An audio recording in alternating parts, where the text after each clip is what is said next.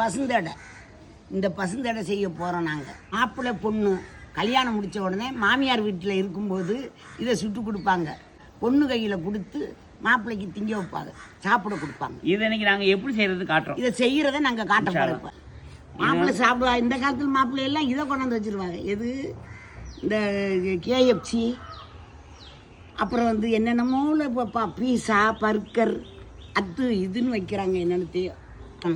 ஒரு நாட்டுக்கோழி முட்டைங்க. நாட்டுக்கோழி முட்டை போடுறேன், பார்த்துக்கோங்க. அதை போட்டுட்டோமா, அப்புறம் ஒரு கொஞ்சம் இந்த உப்பு போட்டுக்கிறணும். வறுத்த மாவு இடியப்ப மாவு பார்த்துக்கோங்க. போடுறேன் ஒன்று, சக்கரை கொஞ்சம் போட்டாச்சு. போட்டுட்டோமா, ஒரு ஸ்பூன் தண்ணி போடுறேன், போடாமல் விட்டுட்டேன். அதை பற்ற வைங்க, அடுப்பை பற்ற வைக்கணுமே. இதை ஊற்றுறேன். அவ்வளோதான். குக்கரில் ஆவி வரும். ஆவி வந்து கொஞ்சம் ஒரு நிமிஷத்தில் எப்படி எடுத்து போட்டுடணும். அது மாதிரி கை வச்சு பாருமா. இந்தா காட்டு வந்துருச்சு.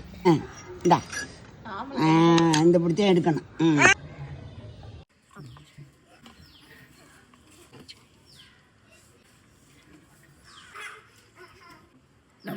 சாப்பிட்டு சொல்லி எப்படி